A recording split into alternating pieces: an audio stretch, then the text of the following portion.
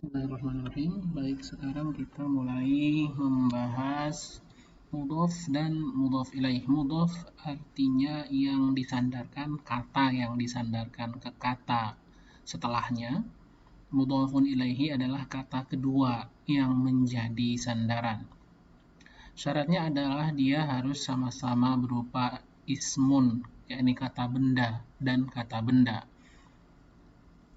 Baik, mudhaf dan mudhaf ilaih itu memiliki beberapa pola atau bisa dibilang tujuan fungsi. Yang pertama biasanya adalah untuk menunjukkan kepemilikan, yakni bahwa kata pertama mudhaf yang disandarkan adalah milik kata kedua, yaitu mudhaf ilaih atau kata yang menjadi sandaran. Contohnya ketika kita menemukan dua kata benda qalamun, pulpen, dan ustazun, guru atau dosen. Untuk mengubahnya menjadi mudhaf dan mudhaf ilaih, yang kita lakukan adalah pertama qalamun, tanwinnya kita buang menjadi qalamu. Ustazun kita tambahin di awalnya alif lam dan akhirnya berbunyi i, yang awalnya ustazun menjadi ustazi.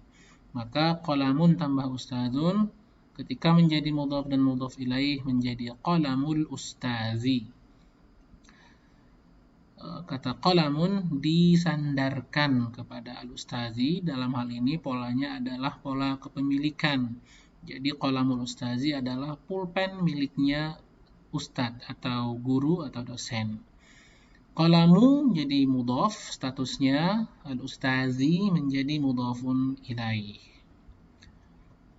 Yang kedua, kalau kita menemukan kata kitabun, buku, talibun, siswa atau mahasiswa, maka menjadi kitabut talibi.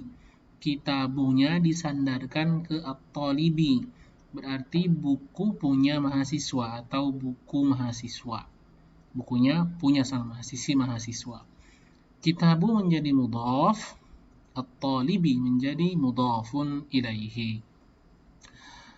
Baik, pola kedua atau fungsi kedua biasanya mudhaf dan mudhaf ilaihi itu menandakan bahwa kata pertama terbuat dari kata kedua. Contohnya ketika kita menemukan kata babun yang artinya pintu, lalu khashabun artinya kayu, maka ketika menjadi mudhaf dan mudhaf ilaih bunyinya menjadi babul khashabi. Babunnya disandarkan ke khashab, maka artinya adalah pintu kayu atau pintu yang terbuat dari kayu. Babu jadi mudhaf, adalah mudhaf, al-khashabi adalah mudhafun ilaihi. Contoh selanjutnya adalah asirun, jus. Tufahun, apel. Ketika asirun disandarkan ke tufahun, bunyinya menjadi asirut tufahi. Asir disandarkan ke tufah, menjadi jus apel atau jus yang terbuat dari apel. Asiru menjadi mudhaf, at-tufahi menjadi mudhafun ilaihi. Contoh ketiga adalah khatamun, artinya cincin, hadidun artinya besi. Ketika kita ingin menyatakan cincin besi, maka bunyinya menjadi khatamul hadidi. Khatam disandarkan ke al-hadidi, maksudnya cincin yang terbuat dari besi. Khatamu menjadi mudhaf, al-hadidi menjadi mudhafun ilaihi. Pola ketiga yang banyak ditemukan, ini mudhaf dan mudhaf ilaihi banyak pola atau fungsi, tetapi kita hanya membahas yang sering ditemukan saja untuk pembahasan di awal-awal ini untuk pemula. Misalnya ketika kita menemukan kata ghurfatun yang berarti kamar, naumun, tidur. Maka ghurfah kamar tidur kan artinya kamar untuk tidur. Maka kalau menjadi mudhaf dan mudhaf ilaih bunyinya menjadi ghurfatun naumi. Ghurfahnya disandarkan ke naumi. Maka ghurfatu menjadi mudhaf, an-naumi menjadi mudhafun ilaihi. Contoh selanjutnya ada kata ghurfatun dan julusun. Ghurfatun ruang, julusun duduk, ruang duduk atau ruang tamu ya kalau dalam bahasa Indonesia. Ketika menjadi mudhaf dan mudhaf ilaih, ketika kata ghurfatun disandarkan ke julusun, maka bunyinya menjadi ghurfatul julusi. Ghurfatu menjadi mudhaf, al-julusi menjadi mudhafun ilaihi. Baik, sekarang bagaimana kalau mudhaf dan mudhaf ilaih gabungan dua kata itu menjadi objek. Kita sudah mengenal objek dari kata tunggal, contohnya darsun, itu kan satu kata. Ketika dia menjadi objek, maka bunyinya menjadi aktubu ad-darsa, diawali dengan alif lam, dan akhirnya berbunyi a. Aktubu ad-darsa. Contoh lain, kata qahwatun, kopi, ad-darsun itu artinya pelajaran, aktubu ad-darsa, saya menulis pelajaran. Qahwatun artinya kopi, ashrobu artinya minum. Karena minum itu butuh objek dan aktubu itu butuh objek, maka yang setelahnya adalah objek. Ashrobul qahwata. Ini objek dari kata tunggal, satu kata ya. Berbeda dengan mudhaf dan mudhaf ilaih yang terdiri dari gabungan dua kata. Ketika kita ingin menyatakan babul khasyabi menjadi mudhaf, maka yang berubah hanya ujung kata pertama, huruf terakhir kata pertama, yaitu pada babunya yang berubah. Dia bisa jadi babu, bisa jadi babi, bisa jadi baba, tergantung posisinya di dalam kalimat. Al-khasyabi, kata kedua, ujungnya selamanya akan menjadi i, tidak akan berubah. Maka ketika kita ingin menjadikannya sebagai objek, aftahu babal khasyabi, karena baba di sini menjadi objek. Al-khasyabi tetap menjadi mudhaf ilaihi, tidak terpengaruhi oleh kata aftahu. Asirul tufahi, asirul tufahi, jus apel, kalau kita ingin menjadikannya objek, maka bunyinya menjadi ashrabu, saya minum, asirat tufahi. Aftahu babal khasyabi, saya membuka pintu kayu, pintu yang terbuat dari kayu. Ashrabu asirat tufahi, saya meminum jus apel. Kata qalamul ustazi, pulpen ustadz atau pulpen guru, ketika menjadi objek, maka dia menjadi akhudhu qalama al-ustazi. Akhudhu artinya saya mengambil qalamal ustazi, pulpen guru. Kitabut talibi, bukunya mahasiswa, buku punya mahasiswa. Ketika menjadi objek, maka aqra'u kitabat talibi, kitaba, tidak lagi kitabu.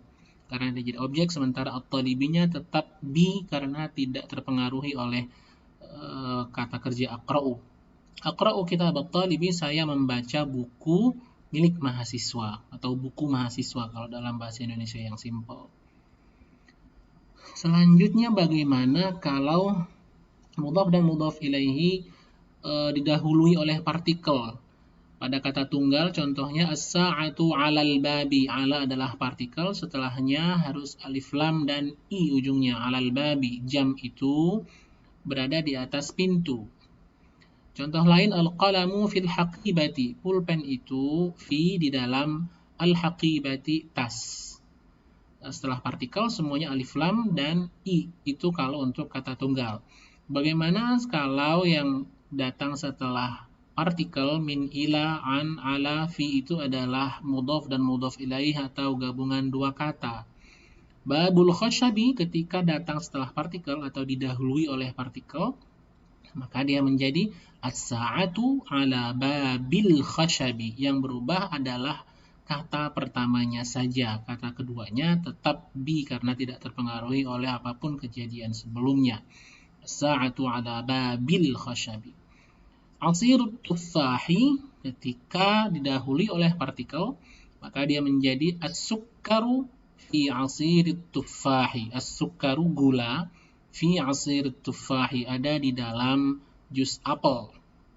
Qalamul ustazi, pulpen guru, ketika didahului oleh partikel, bunyinya menjadi aktubu biqalamil ustazi. Aktubu, saya menulis. Bi artinya dengan atau menggunakan, biasanya untuk alat. Biqalamil ustazi, saya menulis dengan pulpen guru atau pulpen milik guru. Kitabut talibi, ini masih normal ketika didahului oleh partikel, maka menjadi anzuru, saya melihat, ke ila kitabi, karena didahului oleh ila maka dia menjadi kitabi at-talibi. Yang berubah adalah kata pertamanya saja sesuai apa yang mendahuluinya. Baik, bagaimana kalau mudhaf dan mudhaf ilaih itu tidak didahului oleh partikel atau kata kerja yang mengubah, maka dia tetap menjadi u. Contohnya haza babul khashabi, seperti sedia kala, seperti semula. Karena haza itu artinya ini, itu tidak memberikan pengaruh apa-apa terhadap kata setelahnya, tidak mengubah bunyi seperti partikel dan kata kerja yang membutuhkan objek. Contoh lain, asirut tufahi hulwun. Ini tidak didahului oleh apapun, tapi hanya ditambahkan keterangan hulwun, artinya manis. Asirut tufahi hulwun, jus apel itu manis. Dia bukan jadi objek, tapi dia fungsinya diterangkan atau dijelaskan dengan kata-kata hulwun, yaitu manis. Qalamul ustazi 'alal maktabi. Qalamul ustazi di sini adalah mudhaf dan mudhaf ilaih yang tidak berubah karena memang tidak ada yang mendahuluinya yang mengharuskan adanya perubahan bunyi, tidak ada partikel dan tidak ada kata kerja. Dia fungsinya sama seperti asirut tufah, diterangkan oleh kata-kata, kalau asirut tufah diterangkan dengan kata-kata hulwun, qalamul ustaz diterangkan dengan alal maktabi, pulpen guru berada atau ada alal maktabi, di atas meja. Kitabut talibi fi haqibatihi, buku mahasiswa itu berada di dalam haqibatihi, dalam tasnya. Kitabut talibinya tetap kitabu karena tidak ada yang mendahului baik itu partikel ataupun kata kerja yang menjadikannya objek.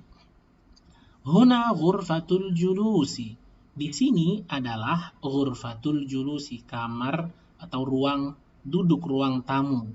Di sini dia didahului oleh huna. Huna itu adalah kata petunjuk tempat, sama seperti haza dan hazihi, zalika sama tilka. Dia tidak mengubah atau memberikan pengaruh kepada kata setelahnya, dia hanya menjelaskan. Sehingga bunyi ghurfatu tetap ghurfatu, tidak berubah. Hunaka ghurfatun naumi, di sana ada ghurfatun naum, kamar tidur. Hunaka sama seperti huna dan haza, dia hanya keterangan tempat dan tidak mempengaruhi kata setelahnya, artinya tidak mengubah bunyi seperti partikel dan kata kerja yang membutuhkan objek. Baik, sekarang latihan ini bahasa Indonesianya adalah saya menyapu kamar tamu.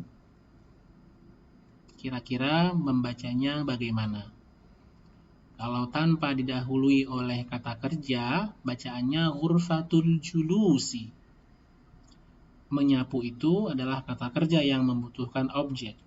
Maka ghurfatul julusi menjadi objek, sehingga bunyinya menjadi aknusu ghurfatal julusi. Yang berubah adalah kata pertama saja, karena kata kedua tidak dipengaruhi oleh partikel ataupun kata kerja.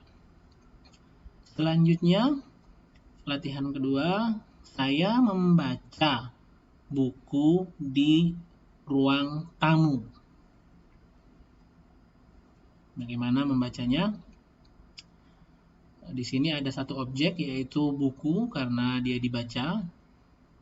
Ada partikel fi, setelahnya harus i.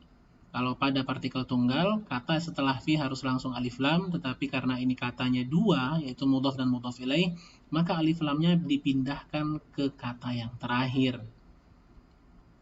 Bunyinya menjadi aqra'u, saya membaca, al-kitaba, karena dia menjadi objek fi ghurfatil julusi. Hanya satu yang boleh pakai alif lam, yaitu yang kedua saja. Baik, terima kasih. Assalamualaikum warahmatullahi wabarakatuh.